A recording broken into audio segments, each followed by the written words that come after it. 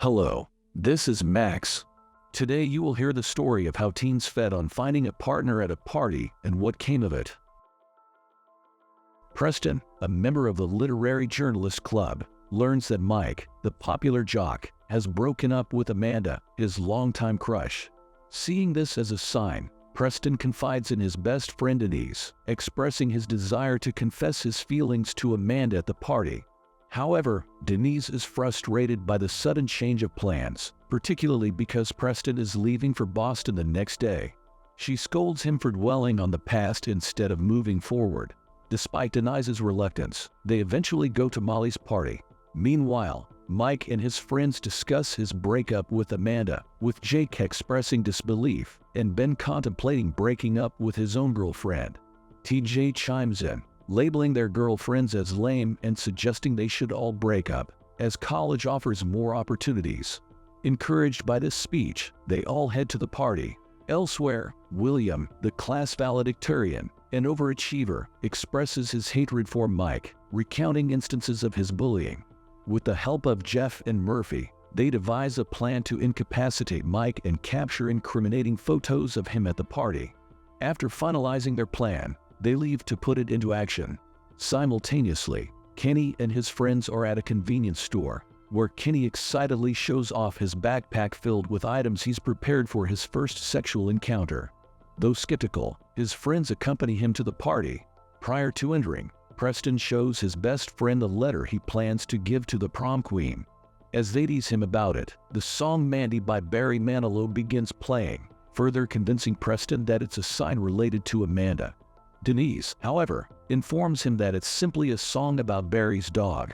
They arrive at the party and are immediately accosted by Vicky, who insists they sign her yearbook. Meanwhile, Kenny separates from his friends to seek potential partners at the party. The Love Burger Band sets up for their first-ever performance, with Walter reminding his bandmates not to mess up, as there might be a talent scout present. The nerds proceed with their plan to ambush Mike at the pool house, but Murphy worries that William will get too drunk and forget the plan. William assures him that he has prepared a manual to guide his alcohol consumption.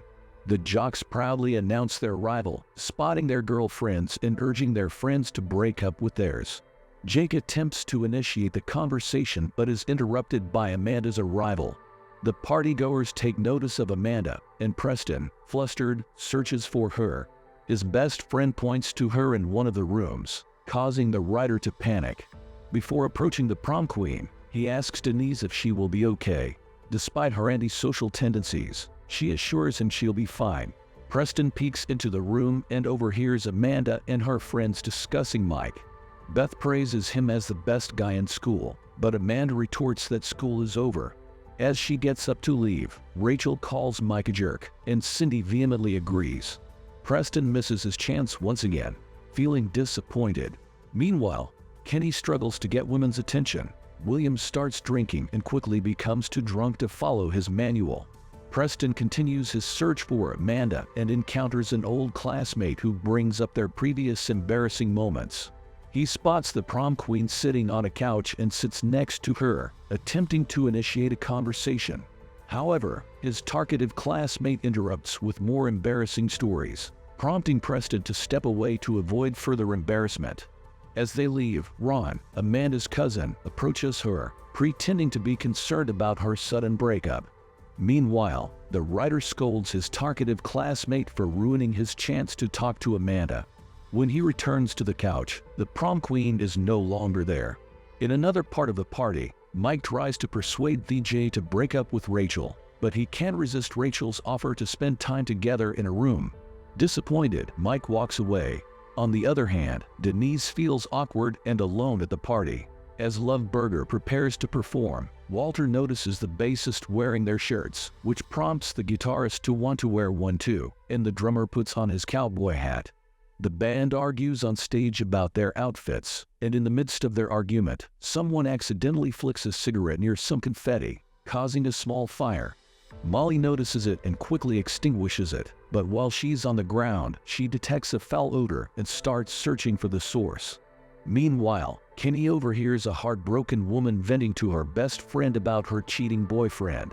She expresses her desire to get back at him by hooking up with the first guy who approaches her.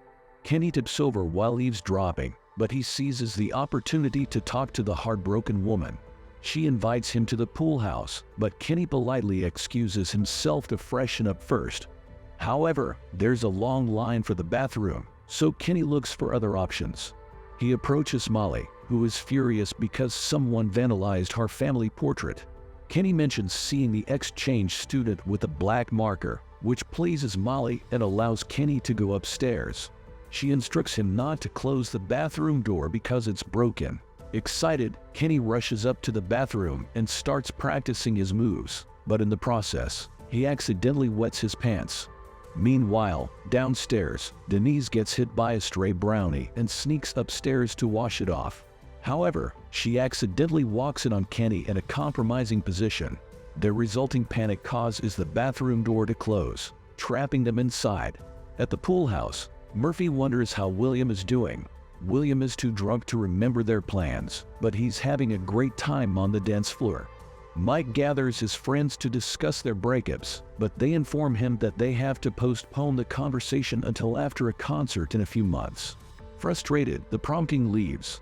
Elsewhere, Amanda confides in Ron that dating Mike made her feel popular, which was a significant change from being unnoticed at her old school.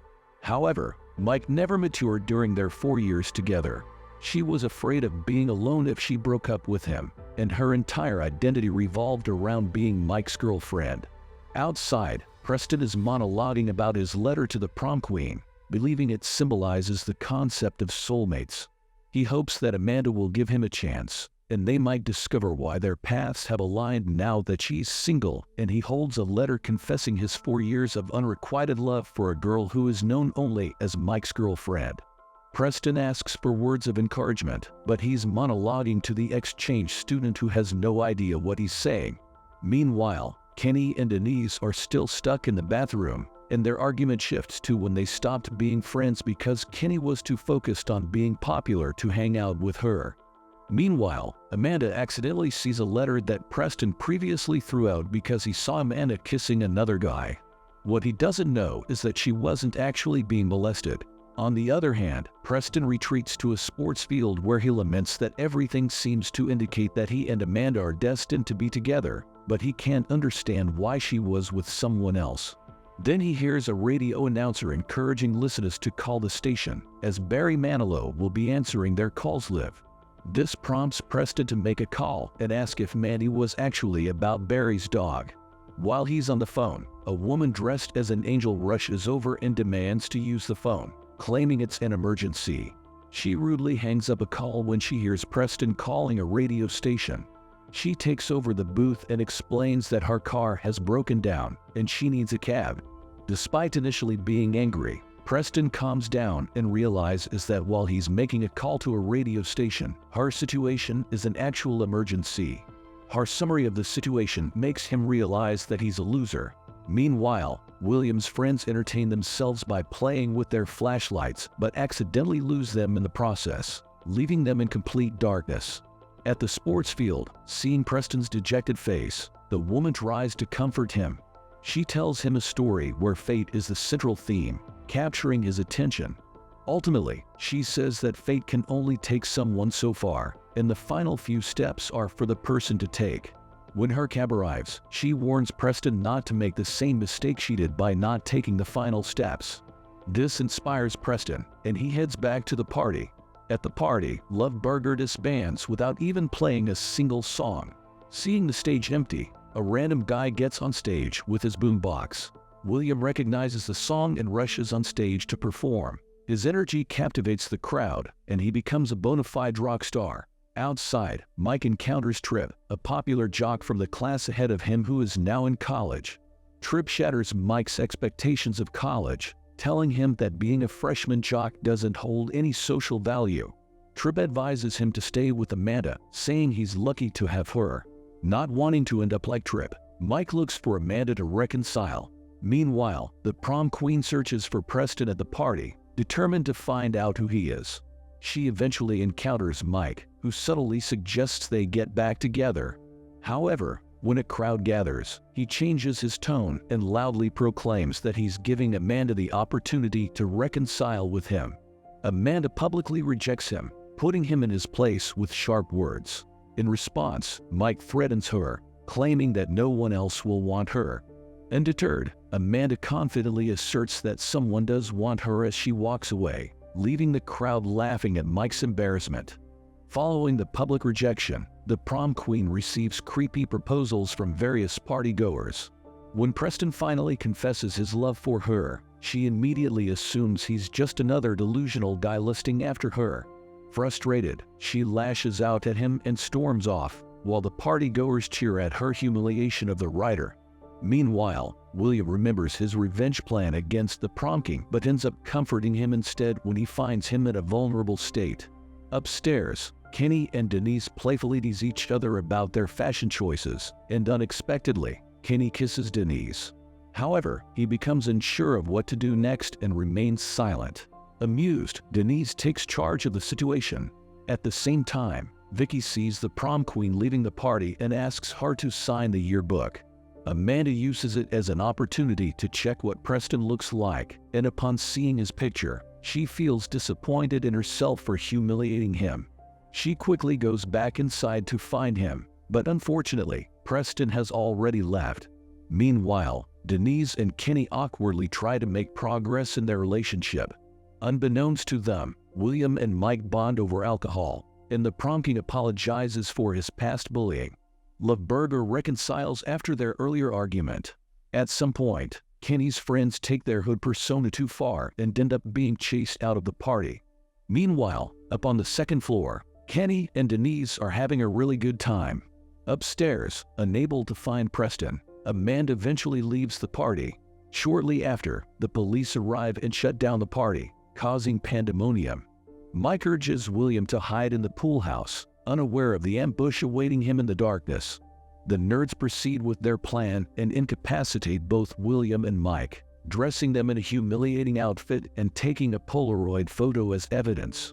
They shine their flashlights and realize the identities of the unconscious pair, but flee upon seeing the approaching police. As a result, the unconscious pair is taken into custody. Meanwhile, in the upstairs bathroom, Kenny's first sexual experience disappoints him, and he blames Denise for it, offending her. Molly bursts into the bathroom, causing Kenny and Denise to frantically leave. Outside, Kenny follows his friend to apologize, and they reconcile. William wakes up in jail but is quickly released. The sheriff informs him that Mike took all the blame for forcing William to drink until he passed out. Back at home, Amanda removes any reminders of her relationship with the prom king. Meanwhile, Preston tosses and turns in bed. The following day, outside a diner, Preston and Denise meet up. Denise admits to her relationship with Kenny, embarrassing him. They change the topic to Amanda, and without words, Preston conveys the news of his rejection. He expresses doubts about the existence of fate but is grateful that the experience has helped him become a better person. As Preston leaves, Denise declares that fate is real but works in unexpected ways. Later, William sees Mike and his friends inside the diner and thanks his former bully for bailing him out. Assuming they are now friends, William tries to sit with them but is immediately ridiculed and rebuffed, forcing him to leave the diner. At the diner, Denise enters and sits beside Kenny. 5 minutes later, Denise breaks up with him, and 10 minutes later, they find a bathroom and get back together. At the train station, Preston is about to board the train but is stunned when Amanda grabs his attention. She tells him that his father said he would be at the station, and Preston notices that she's holding his letter. She asks if he's leaving now, and he says yes because he has a workshop to attend in Boston. Amanda congratulates him and tells him to go, implying that perhaps it's fate for things to end this way. She shakes his hand and walks away, but before reaching the end of the platform, she turns back. As Preston walks, he remembers that he can't leave everything behind, and as he takes the final step, he runs to Amanda.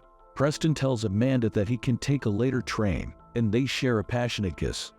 Thank you for watching. You can subscribe and give this video a like. Goodbye.